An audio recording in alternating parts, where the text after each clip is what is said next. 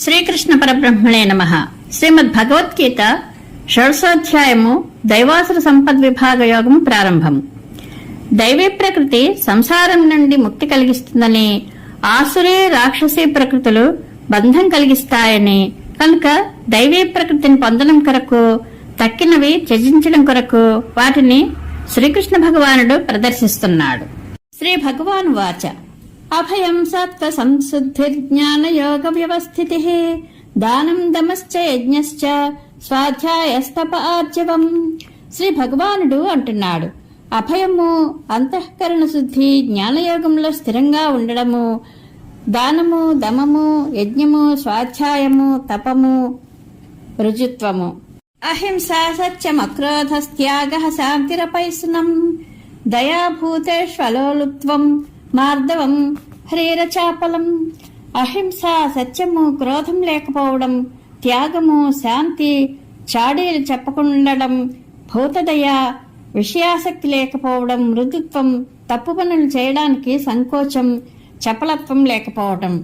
తేజ క్షమా ధృతి శౌచమద్రోహో నాతిమానిత భవంతి సంపదం దైవీమభిజాతస్య భారత.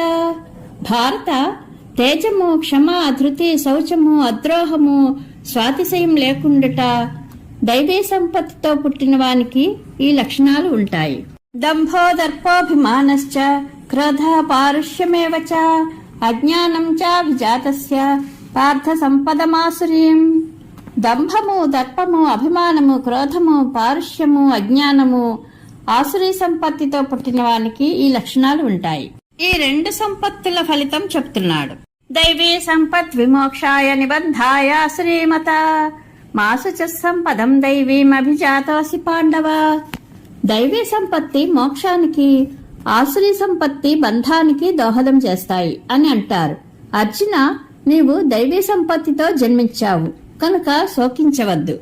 ద్వౌభూత సద్గౌ లోకేస్మిన్ దైవ ఆసురయేవ చ దైవో విస్తర సహప్రోక్త ఆసురం పార్థమే శృణు. దైవ, ఆసుర అనే రెండు విధాలైన మనుష్యులు ఈ లోకంలో సృష్టించబడ్డారు. దైవ సృష్టి వివరంగా చెప్పబడింది.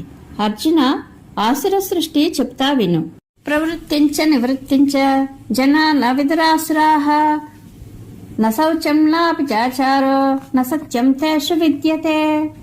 ఆసురులకు ప్రవృత్తి తెలియదు, నివృత్తి తెలియదు. వారిలో శౌచం గాని సదాచారం గాని ఉండదు. సత్యము కూడా వారిలో కనిపించదు. అసత్యమ ప్రతిష్టంతే జగదాహురనీశ్వరం అపరస్పర సంభూతం కిమన్యత్కామహైతుకం.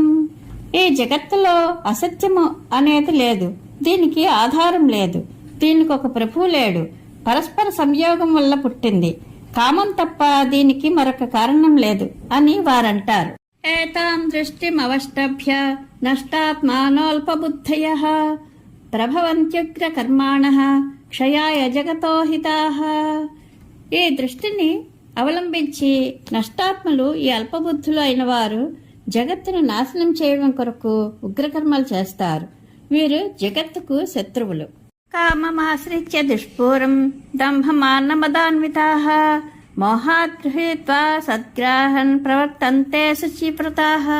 తీరని కోరికతో దంభమాన మదాన్వితులై మోహం చేత అసద్విషయాలను పట్టుకుని అశుచివ్రతులై ప్రవర్తిస్తారు. చింతామపరిమేయాం చ ప్రళయంతాముపాశ్రితాః కామోపభోగ పరమా ఏతావదితి నిశ్చితాః.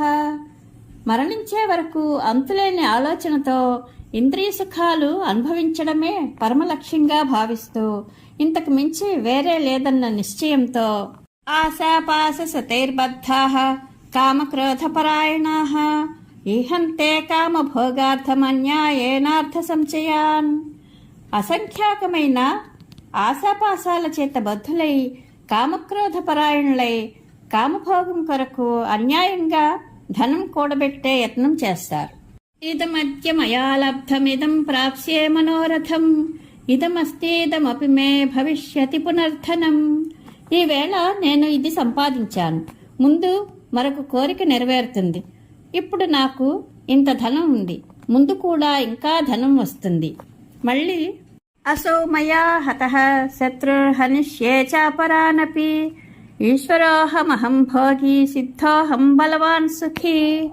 ఈ శత్రువును నేను చంపాను, మిగిలిన వారిని కూడా చంపుతాను. నేను ప్రభువును, నేను భోగిని, నాకు అన్నీ ఉన్నవి, నేను బలవంతుణ్ణి, సుఖిని. తక్కినవారు భూమికి భారం మాత్రమే. ఆఢ్యోభిజనవానస్మి కోన్యోస్తి సదృశోమయా యక్షే దాస్యామి మోదిష్యే నిత్యజ్ఞాన విమోహితాః. నేను ఉన్నవాణ్ణి, ఉత్తమ కుటుంబంలో జన్మించాను, నాతో సమానమైన వాడు మరొకడెవడు? యజ్ఞాలు చేస్తాను, దానాలు చేస్తాను, సుఖంగా ఉంటాను అని అజ్ఞానమోహితులై అనుకుంటారు. అనేక చిత్త విభ్రాంత మోహజాల సమావృతాః ప్రసక్తాః కామభోగేషు పతంతి నరకేషు చౌ.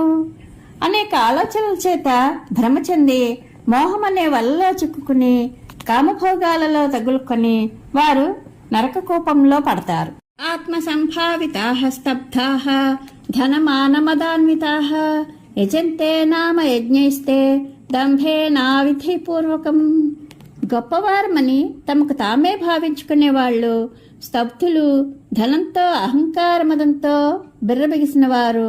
వీరు దంభంగా శాస్త్ర ప్రకారం కాకుండా వాళ్లకు తోచినట్లు యజ్ఞాలు చేసి పూజిస్తారు.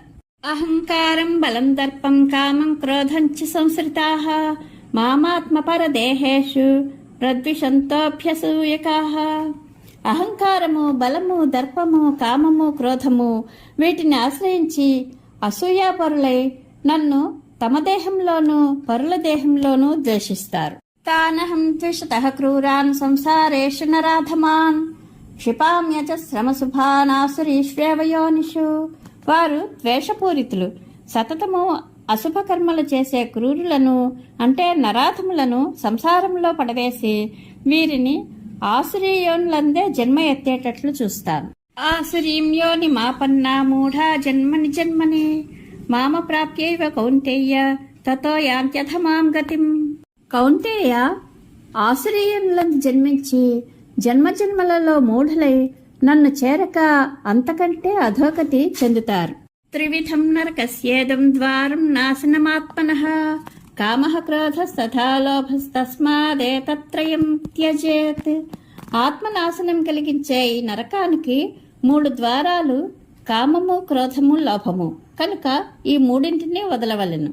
ఏతైర్విముక్తః కౌంతేయ తమోద్వారైస్త్రిభిర్నరః ఆచరత్యాత్మనః శ్రేయస్తతో యాతి పరాం గతిం. కుంతీపుత్ర, ఈ 3 తమోద్వారాల నుండి ముక్తుడై నరుడు ఆత్మశ్రేయస్సు కలిగే విధంగా నడుచుకుంటాడు. దానివలన పరమగతిని పొందుతాడు. శాస్త్రవిధిముత్సృజ్య వర్తతే కామకారతః న స సిద్ధిమవాప్నోతి న సుఖం న పరాం గతిం. శాస్త్రవిధిని పాటించక కామంతో ప్రవర్తించేవాడు సిద్ధిని పొందడు, వానికి సుఖము లేదు, స్వర్గమోక్షాలు లేవు. తస్మాత్ శాస్త్రం ప్రమాణంతే కార్యాకార్య వ్యవస్థితౌ జ్ఞాత్వా శాస్త్ర విధానోక్తం కర్మ కర్తుమిహార్హసి. కనుక ఏది చేయదగును, ఏది చేయరాదు అన్న విషయంలో నీకు శాస్త్రం ప్రమాణం. శాస్త్రం చెప్పిన విధానాన్ని తెలుసుకుని నీవు ఇక్కడ కర్మ చేయదగును. ఇది వ్యాస భగవానుని శతసహస్ర సంహిత అయిన శ్రీ మహాభారతంలో, భీష్మ పర్వంలో, ఉపనిషత్తులు, బ్రహ్మ విద్య, యోగశాస్త్రము, శ్రీకృష్ణార్జున సంవాదము అయిన భగవద్గీతలయందు దైవాసుర సంపద్విభాగ యోగం అనే 16వ అధ్యాయం సంపూర్ణం. శ్రీకృష్ణానుగ్రహ ప్రాప్తిరస్తు. శుభం భూయాత్.